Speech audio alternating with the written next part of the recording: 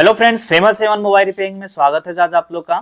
देखिए, आज है PM 4250 का पार्ट 2 है और पार्ट 1 हमने डाले थे, उसमें ये एक्सप्लेन किए थे कि किस तरीके से हमारे PM के अंदर जो है VPS सप्लाई इनपुट होती है और ये सारे कॉइल की हम बताए थे कि इन सारे कॉइल किसके लिए होता है, इस कॉइल पे कितने वोल्टेज बनना चाहिए, इस कॉइल पे कितने वोल्टेज बनना चाहिए और याद करने के लिए भी हमने ट्रिक्स बताया था। तो अगर आप उस पार्ट को नहीं देखे हैं, पार्ट 1 का PM 4250 4250, तो पहले है कि पहले आप इसको देख लीजिए, तब जाकर के आपको ये समझ में आएगा। और जो लोग ऑलरेडी देख चुके हैं तो इसको आप कंप्लीट देखें। और मैं उस लाइन के एक्सप्लेन किया हूं, मैं जिस लाइन में फॉल्ट हो जाता है तो हमें समझ में नहीं आता है क्या चेक करना है, क्या चेक नहीं करना है, कहां से फॉल्ट हो सकता है, कहां से नहीं हो सकता है। और अच्छे लोगों से कंफ्यूज हो जाते हैं जब इस लाइन से फॉल्ट होता है। तो इवन मैं भी इस लाइन से हो रहा था, लेकिन हमने समझने की कोशिश किया, पूरा समझने की कोशिश किया। अब जब इस लाइन से फॉल्ट हो जाता है तो हम आसानी से निकाल लेते हैं कि फॉल्ट कहां से है करके। तो ये लाइन वो लाइन है जो उनको स्कीमेटिक आता भी है, आने के बाद भी कंफ्यूज हो जाते हैं और समझ सकते हैं कि जिनको स्कीमेटिक बिल्कुल ही नहीं आता है या आता है तो बिल्कुल कम आता है, तो वो तो समझे ही समझे, ये वीडियो को देखें ही देखें, क्योंकि बहुत अच्छे से एक्सप्लेन किया गया है, समझाने की कोशिश किया गया है कि किस तरीके से ये आउटपुट होकर के किस तरीके से सप्लाई हमारी बनती है। और इस लाइन से फॉल्ट हो जाता है तो डीसी मशीन पे लो बूटिंग। कभी कभी हम कंफ्यूज हो जाते हैं कि जब हम डीसी मशीन से चेक करते हैं तो ऐसे करंट दिखाता है जैसे कि लगता है कि पावर ऐसी फॉल्ट है, लेकिन पावर इसी को चेंज कर देने के बाद भी नहीं होता है। तो ये वीडियो देखें, आपको ये डाउट क्लियर हो जाएगा। सेकंड ये है कि डीसी मशीन पे चेक करेंगे तो आपको लगेगा कि अरे ये तो एमएमसी का फॉल्ट है, लेकिन एमएमसी नहीं निकलता है, कहीं और से फॉल्ट निकल जाता है, समझ रहे ना। और थर्ड में हम ये बताने की कोशिश कर रहे हैं कि ऑटो एम्पेयर लेता है, तो जो हमने वीवैट वीपीएस भी चेक कर लिए हैं, ओके प्रॉपर है, बीओबी लाइन भी कोई शॉर्टिंग नहीं है, फिर भी ऑटो एम्पेयर दिखा रहा है। हाई करंट जंप कर रहा है, समझ में नहीं आ रहा है क्या शॉर्ट है क्या शॉर्ट नहीं है। तो ये जो आपका जो मेन डाउट होता है ना डेट को चेक करने में, लाइन से अगर फॉल्ट होता है तो, क्योंकि देखिए फॉल्ट हार्डवेयर से भी होता है और सॉफ्टवेयर से भी होता है। तो हम बहुत जल्द सॉफ्टवेयर से भी हम डालेंगे, यूएफआई के बारे में डालेंगे कि यूएफआई क्या होता है, किस तरीके से वो हमें उसको यूज करना होता है, किस तरीके से एमएमसी चेंज की प्रोसेस होता है, सीपीयू चेंज की प्रोसेस होता है, ये सारे स्टेप बाय स्टेप बताएंगे, इस चैनल पे भी डालेंगे, ठीक है। तो अगर इस चैनल पे नए हैं तो सब्सक्राइब जरूर कर लीजिए, क्योंकि इस चैनल पे बहुत धमाल होने वाला है। आप बस देखते रहिए कि इसमें किस टाइप की कंटेंट डलेगी, और सिर्फ रिपेयरिंग बेस्ड है ना, प्रोग्रामिंग और नॉर्मल जो हम ट्रेसिंग फॉल्ट फाइंडिंग कह रहे हैं वो दोनों टाइप की वीडियो डलेगी। अभी तो शायद प्रोग्रामिंग छोड़ करके वीडियो अपलोड हो ही रही है, प्रोग्रामिंग का भी बहुत जल्द हम वीडियो बना के डालेंगे, अपलोड करेंगे। तो चलिए स्टार्ट करते हैं। यहाँ पे देखिए, सबसे पहले हमने यहाँ पे जो बता दिए थे कि वीपीएच इनपुट होती है, ये सारे जो कैप लगा है कॉइल और आईसी के बीच में जो कॉइल लगी है, ये सारे आईसी और कॉइल के बीच में जो कैप लगे हैं ये सारे वीपीएच का कैप है, और इन्हीं सारे से हो करके हमारे आईसी के अंदर इंटर हो जाती है। तो हमने इसमें नहीं दिखाया इंटर का, पार्ट 1 में दिखाया था, ठीक है। तो जब ये वीपीएच इनपुट हो जाती है तब जाकर के पीएम हमारे बक सप्लाई निकालती है। तो पीएम 4250 के पास 8 कॉइल होती है, यहां डॉट है तो डॉट के पास बोले थे कि किसी भी फोन में 4250 आईसी लगी होगी। बहुत ध्यान से सुनिएगा हम क्या कहना चाह रहे हैं, किसी भी फोन में 4250 आईसी लगी होगी, डॉट के पास ये पहली कॉइल एलएलडीओ, ये एमएमसी और सीपीयू में जाती है सप्लाई, जो एमएमसी के लिए ये सबसे इंपॉर्टेंट है, तो इसलिए इसकी एमएमसी के नाम से हम बताए थे पार्ट 1 में। और ये एचएलडीयू जो 2 वोल्ट की सप्लाई बनाती है, ये मॉडेम की सप्लाई, 2 बक का सप्लाई, 2 कोर की कॉइल, ठीक है, यानी 2 कोर की है, 2 बक का है, एक मॉडेम का है, एक एचएलडीयू, एक एमएमसी और एक एलएलडीओ। तो इसको याद करने के लिए हमने डायलॉग भी सेट किया था कि ले हम बस चले। अगर उस पार्ट को नहीं देखें तो उस पार्ट को देखें ताकि आपको बहुत अच्छे से समझ में आ जाए, ठीक है। तो अब इनमें से पहली कॉइल कौन सी सप्लाई बनना चाहिए, तो ध्यान दीजिएगा, किसी भी फोन में किसी फोन में अगर डेड है और आप इनपुट तक यानी प्राइमरी लाइन तक चेक कर पा रहे हैं, लेकिन उसकी सेकेंडरी में आप कंफ्यूज हो जा रहे हैं, तो ध्यान दीजिएगा, बहुत ध्यान से सुनिएगा कि चार्जर लगाकर आपको पहले 1.2 1.3 जिसे एलएलयू के नाम से जानते हैं यानी लो एलडीओ की सप्लाई, और एक होता है एच एलडीओ हायर एलडीओ की सप्लाई जो 2 वोल्ट की सप्लाई बनती है। पहले आपको यह देख लेना है कि 2 वोल्ट और 1.2 वाली लाइन में कोई शॉर्टिंग तो नहीं है, पहला। दूसरा, चार्जर लगा करके वोल्टेज बन रहे हैं या नहीं बन रहे हैं, ये आपको चेक करना है। समझ गए? क्योंकि पहले हमारा बूट सीक्वेंस में यानी जो ऑन होने का जो प्रोसेस होता है, जैसे हमारा वीबैट और चार्जिंग आईसी के अंदर गया, चार्जिंग आईसी वीपीएस सप्लाई लिख ली, ठीक है, ऑन ऑफ स्विच पे प्रॉपर वोल्टेज आ रही है, उसके बाद से हमारा आगे के प्रोसेस बक सप्लाई बनना और एलडीओ सप्लाई बनना। अब उसी तरीके से बक में अगर हम बात करें तो बक का ओवरऑल सारे बक सप्लाई हमारे ओके होनी चाहिए, कोई लाइन में शॉर्टिंग वगैरह नहीं होनी चाहिए।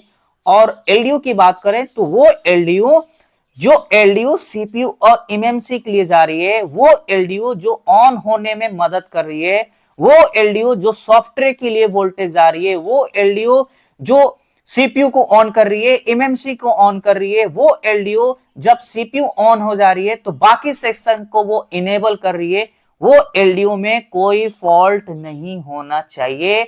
और यही सारे बक एलडीओ कंट्रोल को हम बूट सीक्वेंस बोलते हैं, यानी ऑन होने का प्रोसेस बोलते हैं। ठीक है, तो हमने बहुत पहले ऑन होने का प्रोसेस बताए थे, सीआरबी पे भी हमने पार्ट 4 तक डाले हैं, अगर वो भी नहीं देखे हैं तो आप उसको देखिए। तो मेरे कहने का मतलब है किसी फोन में ये 2 सप्लाई बनना सबसे इंपॉर्टेंट है, एलएलयू की सप्लाई और एचएलयू की सप्लाई।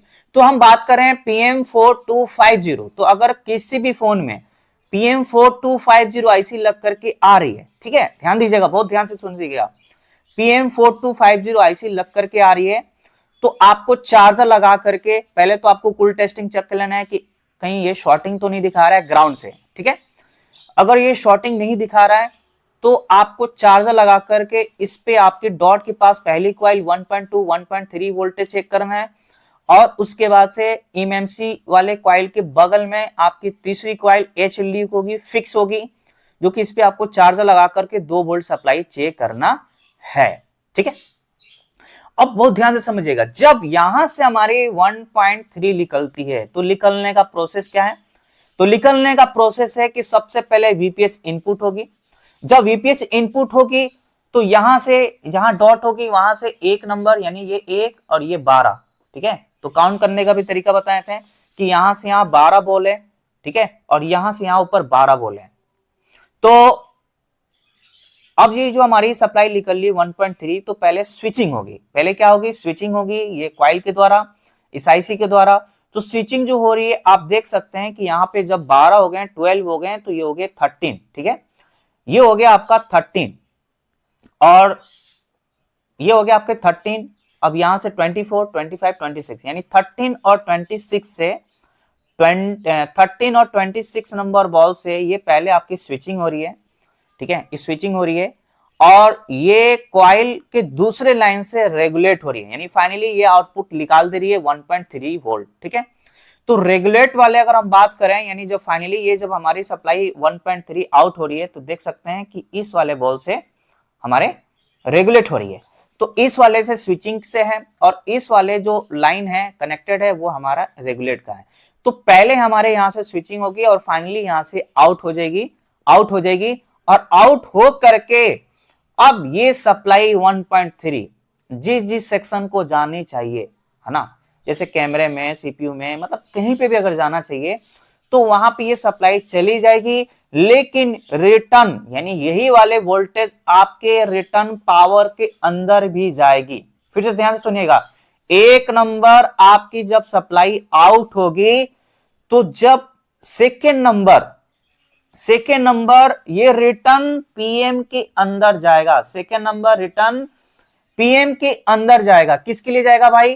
तो रिटर्न पीएम के अंदर इसलिए जाएगा क्योंकि जब ये सप्लाई 1.3 रिटर्न हमारे पावर के अंदर इनपुट होगी तब जाकर के एलडीओ सप्लाई आउट होगी, यानी कहने का मतलब है सेक्शन में जो सप्लाई जाती है जैसे WTR कैमरे में, सेंसर में, टच के लिए, है ना, और फिंगरप्रिंट के लिए, इन सारे में जो वोल्टेज जाते हैं वो सारे एलडीओ सप्लाई जाते हैं मोस्टली, यानी 90% एलडीओ सप्लाई जाते हैं। और एलडीओ सप्लाई जो है 4 तरीके से बनते हैं। अगर आप नए फोन को देखेंगे तो 4 से 5 तरह के बनते हैं। जैसे हमारे एक तो हमारे इनपुट होनी चाहिए वीपीएच, एक इनपुट वीओबी होता है, एक इनपुट एलईडी की सप्लाई होती है और एक इनपुट एचएलडी की सप्लाई होती है।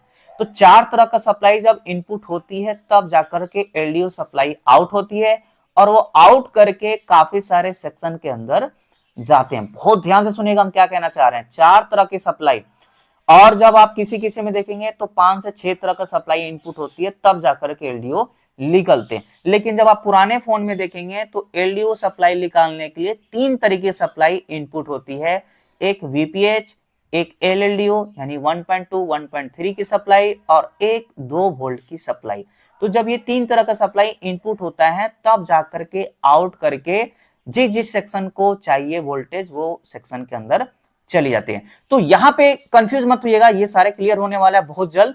तो जैसे ये 1.2 1.3 की सप्लाई इस पीएम के अंदर रिटर्न जा रही है सेकेंड नंबर, तो थर्ड नंबर ये एलडीओ बना रही है, यानी ये जो हमारे 1.2 1.3 जा रही है तो ये जा रही है तो इतने सारे एलडीओ को ऑन करा रहा है ना, L1 L7 L17 और L18 इतने सारे एलडीओ को ऑन कर रहा है, यानी आउटपुट निकाल के दे रहा है। LDO 1 output, LDO 7 output, LDO 17 output और एलडीओ 18 आउटपुट। जब ये 1.2 1.3 सप्लाई जब इनपुट हो रही है तो इतने सारे, अगर इसमें अगर आप बिल्कुल समझ में नहीं आ रहा है कि कैसे इन कैसे आउट क्या एलडीओ कह रहे हैं, समझ में नहीं आ रहा है, तो मैंने एलडीओ का भी वीडियो डाल रखे हैं, बिल्कुल अच्छे से एक्सप्लेन किए हैं। तो इस वीडियो को लास्ट तक देख करके समझकर आप उस एलडीओ को जरूर देखें, मैं लिंक डिस्क्रिप्शन में डाल देंगे, आप जा करके जरूर देखिए, आपको पूरे समझ में आ जाएगा किस तरीके से एलडीओ इन और आउट होता है। तो अब हम L1 की बात करें तो देखिए L1 की वोल्टेज, यानी जब हमारे 1.2 की सप्लाई जाएगी तो L1 निकलेगी। अब ये L1 की जब निकलेगी तो ये L1 कहां जा रही है, 1 वोल्ट, यानी इसके अंदर इनपुट हो रही है 1.2। एलडीओ का मतलब क्या होता है, लो ड्रॉप आउट। लो ड्रॉप आउट का मतलब क्या हुआ कि जब इनपुट आपकी ज्यादा रहेगी तो आउटपुट इनपुट से कम रहेगा। ध्यान से सुनिए हम क्या कहना चाह रहे हैं, जब इनपुट ज्यादा रहेगी तो आउटपुट में इनपुट से कम रहेगा, आउटपुट इनपुट से कम रहेगा, आउटपुट इनपुट से कम रहेगा। तो जब यहां से 1.3 इनपुट हो रहा है तो यहां से आउटपुट जो निकल रहा है वो 1 वोल्ट निकल रहा है और ये 1 वोल्ट WTR के अंदर जा रही है। तो आप खुद समझ सकते हैं कि जब ये 1.2 सप्लाई नहीं बनेगी तो WTR के अंदर भी सप्लाई नहीं जाएगी। समझ में क्या कहना चाह रहे हैं। तो उसी तरीके से L7 जब ये सप्लाई इनपुट हो रही है तो L7 की सप्लाई आउट हो रही है। अब L7 किसके लिए है, तो L7 है VDD PX बायस की सप्लाई, जो कि ये वोल्टेज सीपीयू के अंदर जाती है और ये लाइन हमारा बूट सीक्वेंस में आता है। यानी कहने का मतलब है क्वालकॉम के फोन में थर्ड स्टेप में हमारा थर्ड फोर्थ स्टेप में यही आता है VDD PX बायस की सप्लाई, ये सप्लाई बनना ही बनना चाहिए। अगर ये सप्लाई नहीं बनती है तो इसके वजह से भी हमारा फोन ऑन नहीं होता है। तो LDO 7 में VDD PX बायस की सप्लाई जो 1.2 आउट हो रही है, ठीक है। और इस लाइन में अगर शॉर्टिंग हो जाती है आपकी कॉइल पे वोल्टेज नहीं बनेगी।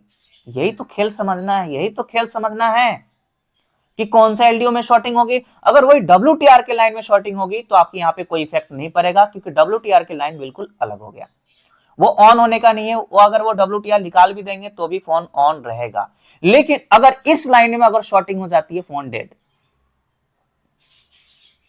तो उसी तरीके से L17, अब L17 किसके लिए है, ये L17 L7 हो गया। तो L17 में हमारी सप्लाई जा रही है 1.2 की 1.29 यानी लगभग 1.3 से कम ही है, क्योंकि 1.3 तो इनपुट ही हो रहा है। तो ये सप्लाई जा रही है ब्लूटूथ वाईफाई आईसी के अंदर, ठीक है। फिर से हम यहाँ पे रिपीट कर देते हैं कि पहले आपका यहां से स्विचिंग कराई, ये रेगुलेट हुआ, फाइनली वोल्टेज यहां से आउट हो गया और ये आउट करके ये 2 कैप से फिल्टर कराया गया कि जो भी इसमें हमारी एसी पल्सेस होंगे तो उसको ग्राउंड कर देगा, क्योंकि कैप क्या करता है, एसी को पास करता है। तो जो भी एसी फ्रीक्वेंसी पल्सेस होंगे उसको ग्राउंड कर देगा। यहाँ पे करंट वोल्टेज को स्टोर करेगा, करंट वोल्ट को स्मूथ करेगा, स्टोर करेगा, स्टोर करके फिर इसको देगा, फिर से अगेन फिल्टर करेगा और फिल्टर करके फिर ये इसके अंदर चली जाएगी, पावर के अंदर चली जाएगी, या फिर कहीं और जाना हो तो यही चली जाएगी और जा करके फिर एलडीओ सप्लाई तीसरे नंबर एलडीओ निकालेगी। तो जब ये इनपुट हो रही है तो L1, L7, L17 और L18, ठीक है। इसके अलावा यहां पे आप देख सकते हैं, इसके अलावा L2, L3 और L4, ठीक है। यहां पे देख सकते हैं L2, L3 और L4, L2, L3, L4। L2 कहां जा रही है तो 63 बॉल नंबर से निकलकर सीपीयू के अंदर जा रही है 1 वोल्ट। L3 सीपीयू में जा रही है 1 वोल्ट 64 नंबर बॉल से निकल रही है। ये जगह नहीं था तो मैंने यहां पे लिख दिए। L4 0.9 वोल्ट पावर आईसी से निकलकर सीपीयू के अंदर जा रही है, बॉल नंबर कितने से 39 बॉल नंबर से जा रही है। तो अब कहने का मतलब है कि अब ये जो सीपीयू लाइन से कोई भी फॉल्ट हो जाए आपका फोन ऑन नहीं होगा, वीडीडी पीएक्स बायस की सप्लाई शॉर्ट हो गया फोन ऑन नहीं होगा, ब्लूटूथ वाईफाई की लाइन शॉर्ट हो जाएगा तो आपकी फोन ऑन रहेगा लेकिन सिर्फ बीटी वाईफाई काम नहीं करेगी, ब्लूटूथ वाईफाई आईसी काम नहीं करेगी।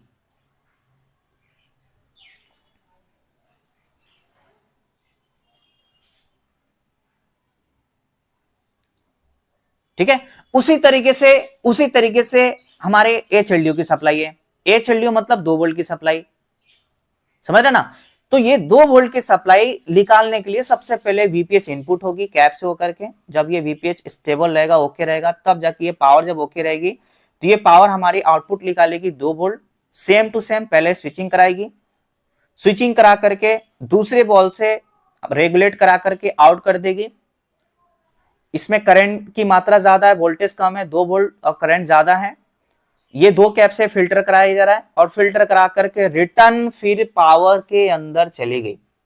जब रिटर्न पावर के अंदर जा रही है, यहां पे आप देख सकते हैं कि रिटर्न जब ये पावर के अंदर जा रही है तो अब ये जा रही है एलडीओ सप्लाई निकालने के लिए। अब कौन कौन सी एलडीओ, तो एलडीओ नंबर 9 और एलडीओ नंबर 11, एलडीओ नंबर 9 और एलडीओ नंबर 11। इसके अलावा एलडीओ 10, यहां पे देख सकते हैं एलडीओ 10, एलडीओ 13, एलडीओ 14, एलडीओ 12 और एलडीओ 16। समझ रहे हैं, यहां पे आप देख सकते हैं कि एलडीओ 10, 13, 14, 12 और 16।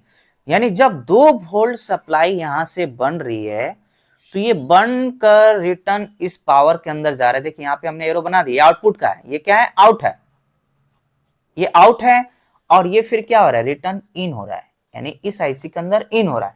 तो जब इन हो रहा है तो इतने सारे एलडीओ बनकर निकल रहे हैं, L9, L11, L12, L13, L14 और L16 और 10 भी है। तो अब इनमें से एलडीओ 9 एक ऐसी लाइन होती है, जैसे देखिए यहां पे हमारे इनपुट हो रहा है ये, है ना, 43 नंबर बॉल से ये आउट कर रही है, यानी एलडीओ हमारी निकल रही है 1.8। यानी जब 2 वोल्ट इनपुट हो रही है तब जाकर के 1.8 सप्लाई निकल रही है और ये 1.8 निकलकर काफी सारे सेक्शन के अंदर जाते हैं। ध्यान दीजिएगा, हमने स्टार्टिंग में इंट्रो में बोला था कि जो भाई लोग डीसी मशीन पे दिखा रहा है लो बूटिंग और फॉल्ट निकलता है एमएमसी, है ना, पावर आईसी चेंज करने के बाद भी मसला सॉल्व नहीं होता है। क्यों नहीं होता है, यहां आपको क्लियर होने वाला है। जब ये 2 वोल्ट सप्लाई इनपुट होती है तो उसके बाद से 1.8 आउट होती है और यही 1.8 यानी लाइन एक ही है, तार एक ही है, वही तार प्लस वाली यानी जो 1.8 की है वही तार निकल कर सीपीयू के अंदर, ईएमएमसी यूएफएस के अंदर, नेटवर्क के अंदर, ब्लूटूथ वाईफाई के अंदर, एपीटी के अंदर, सेंसर के अंदर, जो हमारा जो टच के लिए होती है, कैमरे के लिए होती है, सब में अधिकतर यही वोल्टेज जा रही है 1.8। ठीक है, यही 1.8 जा रही है। तो अगर ध्यान से सुनिए एकदम क्या कहना चाह रहे हैं, पूरे के पूरे फोकस यहां होनी चाहिए। अगर आप इस चीज को क्लियर करना चाह रहे हैं कि डीसी मशीन पे लो बूटिंग दिखा रहा है, हमने पावर को चेंज कर दी लेकिन फिर भी ऑन नहीं हुआ, तो क्यों ऑन नहीं हुआ, अगर आप ये जानना चाह रहे हैं तो इसको बिल्कुल अच्छे से देखिए। वीडियो एक बार में समझ में नहीं आता है तो इसको रिपीट करके देखिए ताकि आपको कॉन्सेप्ट क्लियर हो जाए और आपकी दिमाग खुल जाए। टेक्निकल का मतलब माइंड को खोलना, इससे कनेक्ट होना। जैसे ये 1.8 है, ठीक है, अब यही तार निकली और तार निकल कर मान के चलिए ये एमएमसी के अंदर चली गई, यानी एमएमसी की वाले बॉल पे चली गई, ठीक है, चली गई, एमएमसी के वाले बॉल पे चली गई। तो कहने का मतलब है कि अगर अगर अगर ये वाले बॉल यानी 43 नंबर बॉल, यानी ये बॉल पावर के 43 नंबर बॉल शॉर्ट हो गई, शॉर्ट हो गई, यानी पावर की 43 नंबर बॉल अगर शॉर्ट हो गई तो भी आपका मोबाइल ऑन नहीं होगा और डीसी मशीन पे लो वोल्टेज दिखाएगा, करंट बिल्कुल लो दिखाएगा। अगर पावर की बॉल शॉर्ट ना हो करके अगर एमएमसी की बॉल शॉर्ट हो गई तो भी डीसी मशीन पे सेम दिखाएगा। रीजन रीजन रीजन क्योंकि लाइन एक ही है और ये लाइन शॉर्ट होने का मतलब ये हुआ कॉमन, यानी एक। ध्यान से सुनिए हम क्या कहना चाह रहे हैं। जब ये बॉल शॉर्ट होगी तो ये बॉल शॉर्ट होगी, अब ये लाइन जिस जिस सेक्शन के अंदर, जिस जिस आईसी के अंदर और जिस आईसी के बॉल तक जा रही है वो बॉल भी आपकी शॉर्टिंग दिखाएगी, समझ रहे ना। और यही शॉर्टिंग होने की वजह से अब हमारा किसी भी कॉइल पे वोल्टेज नहीं बनते हैं, या फिर वोल्टेज बनते हैं तो फ्लैक्चुएशन बनते हैं, डीसी मशीन पे लो वोल्टेज दिखाता है। तो हम यहां कंफ्यूज हो जाते हैं। अगर यही सीपीयू की ये वाले बॉल शॉर्ट नहीं है, अब सॉरी एमएमसी का ये वाले बॉल शॉर्ट नहीं है, बस एमएमसी की बॉल डिस्कनेक्ट है, यानी बोर्ड से कनेक्टेड नहीं है। फिर से सुनिएगा, हम ध्यान दीजिएगा हम क्या कहना चाह रहे हैं। एमएमसी की ये बॉल शॉर्ट नहीं है, अगर शॉर्ट होगी तो लो बूटिंग।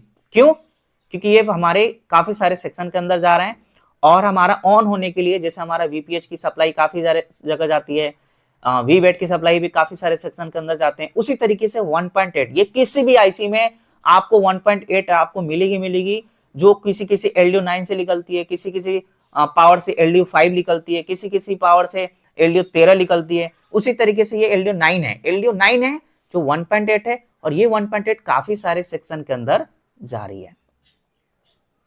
तो हम कहना ये चाह रहे हैं कि अगर शॉर्ट हो गई तो शॉर्ट होने का मतलब है लो बूटिंग। लेकिन अगर यही एमएमसी के बॉल शॉर्ट नहीं है, वो अपनी जगह पे कनेक्ट नहीं है, यानी आपकी वोल्टेज बन रही है, ओके वोल्टेज है, कोई लाइन में शॉर्टिंग नहीं है, लेकिन एमएमसी की ये वाले बॉल कनेक्ट नहीं है, तो ऐसे में आपका डीसी मशीन पे एमएमसी का दिखाएगा कि आपकी एमएमसी ऑन नहीं हो रही है। तो खेल जो है ना, मतलब यही है कि शॉर्टिंग के कंडीशन में कुछ और होता है और ओपन के कंडीशन में कुछ और रीडिंग दिखाता है डीसी मशीन पे। वीडियो में अगर कंफ्यूज आ रहा है तो कोई बात नहीं, इसको बैक करके आप देख लीजिए, पूरी कंप्लीट देने के बाद रिटर्न इसको देखिए कि हम कहना क्या चाह रहे हैं। कहना ये चाह रहे हैं कि अगर यही लाइन हमारे सीपीयू, जैसे मान के चलो यहां सीपीयू बना दिया, ठीक है, अब यही वोल्टेज सीपीयू के अंदर चली गई, अब सीपीयू की ये वाले बॉल शॉर्ट होगी, तो ये बॉल शॉर्ट होने का मतलब है सारे ये लाइन जहां जहां जा रही है वो सब शॉर्ट हो जाना, तो भी डीसी मशीन पे आपकी सेम रीडिंग दिखाएगा, लो बूटिंग।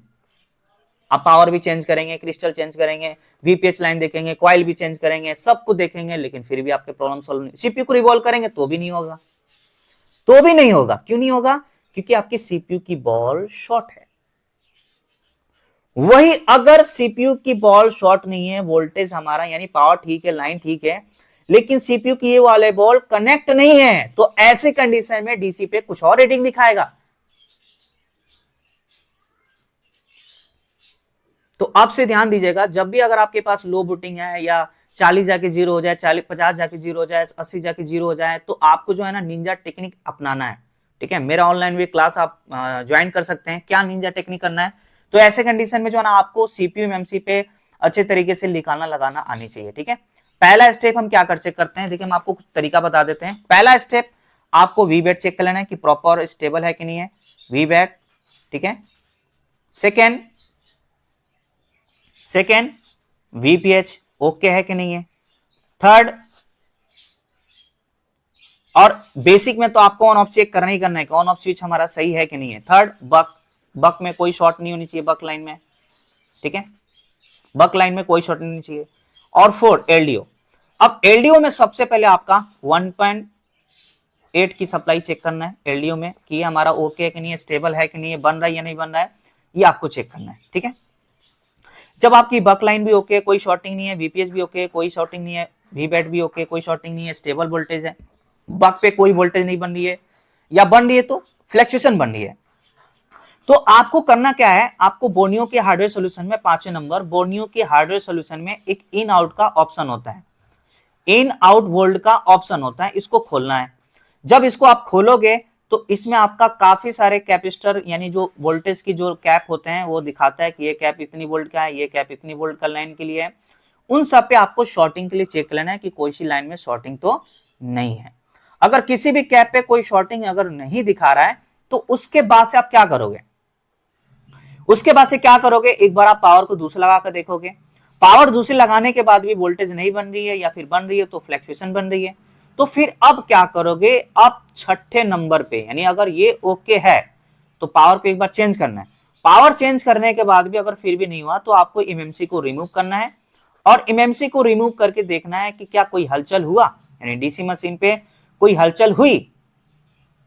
अगर कोई हलचल नहीं हुई तो उसके बाद से अब आपको सीपीयू को निकालना है, सीपीयू को रिमूव करना है। अब सीपीयू रिमूव करने के बाद देखिए कि डीसी मशीन पे कुछ हलचल हुआ कि नहीं हुआ, हमारे कॉइल पे कुछ वोल्टेज बने कि नहीं बने।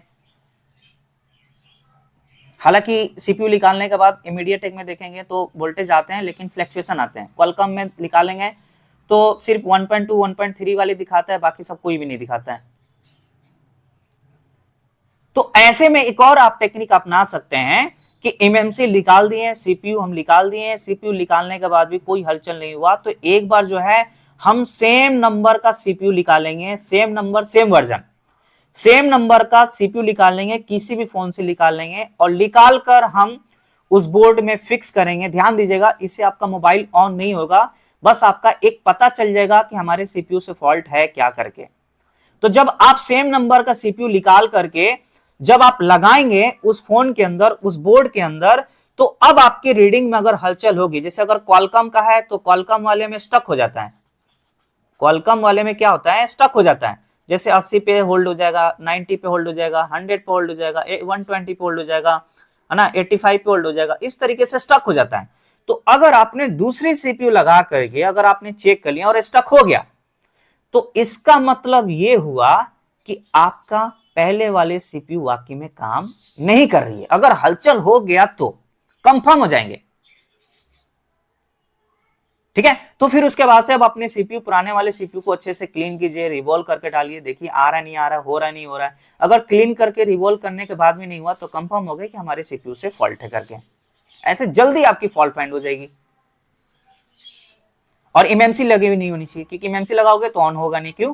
क्योंकि आपने दूसरे फोन से, दूसरे बोर्ड से सीपीयू निकालने आपने, और एमएमसी निकालने के बाद अगर हमारे रीडिंग सही होगी, वोल्टेज बन गया, तो इसका मतलब है कि 1.8 लाइन में कुछ ना कुछ फॉल्ट है, शॉर्टिंग है, शॉर्टिंग है, जो हमने उसको सही से चेक नहीं कर पाए, उसको सही से देख नहीं पाए कि 1.8 लाइन शॉर्ट है कि नहीं है। वही 1.8 एमएमसी शॉर्ट थी, एमएमसी वाले लाइन शॉर्ट थी, एमएमसी को निकाला, हमारी ये वोल्टेज बन गई, सारे कॉइल पे स्टेबल बन गया, ओके दिखा रहा है, स्टक दिखा रहा है सीपीयू का। क्वालकॉम का होता है तो स्टक ही दिखाता है ज्यादातर। तो ये काफी सारे ट्रिक्स हैं, इससे भी और भी ट्रिक्स हैं जो हम धीरे धीरे सारे हम इस चैनल पे भी अपलोड करेंगे। और मेरा ऑनलाइन भी क्लासेस चलती है, बहुत कम फीस में, यानी ऐसा फीस जो आप पे अगर आप क्लास को अटेंड करते हैं, सीखते हैं, समझते हैं और अपने ऊपर एफर्ट लगाते हैं तो मुझे लगता है कि 1 से 2 दिन में ये अपना फीस निकाल लेंगे, ठीक है। तो आई होप ये वीडियो आप लोग को पसंद आया होगा कि किस तरीके से अभी हमने पार्ट 2 में मुझे पता था कि ये 1.3 और 2 वोल्ट अपनाने ही के बताने में भी, सप्लाई के बारे में बताने में काफी टाइम लग जाएगा, तो इसलिए हम बाकी कॉइल की जिक्र नहीं किया, ये हम पार्ट 3 में करेंगे। तो आई होप ये आप लोग को समझ में आया होगा कि किस तरीके से हमारी सप्लाई एलडीओ निकलती है। फर्स्ट स्टेप हमारी कॉइल से स्विचिंग कराती है, रेगुलेट होती है, फिर सेकेंड हमारे रिटर्न पावर के अंदर जाता है, फिर थर्ड हमारे पीएम से, ये जैसे फर्स्ट निकल गई तो सेकेंड हमारे रिटर्न पीएम के अंदर चला गया एलडीओ सप्लाई निकालने के लिए, फिर थर्ड हमारे यहाँ से अलग अलग एलडीओ के नंबर से वोल्टेज निकल रहे हैं। और ये है PM4250 पार्ट 2, ठीक है। तो आई होप ये वीडियो आप लोग को पसंद आया होगा तो लाइक कमेंट जरूर कीजिएगा। आपकी लाइक और कमेंट से ही हमें पता चलता है कि कितने आप लोग इस चैनल को लाइक कर रहे हैं, पसंद कर रहे हैं, है ना। और इसी से मोहब्बत, प्यार मोहब्बत पता चलता है। तो मिलते हैं हम नेक्स्ट वीडियो में, तब तक थैंक यू वेरी मच।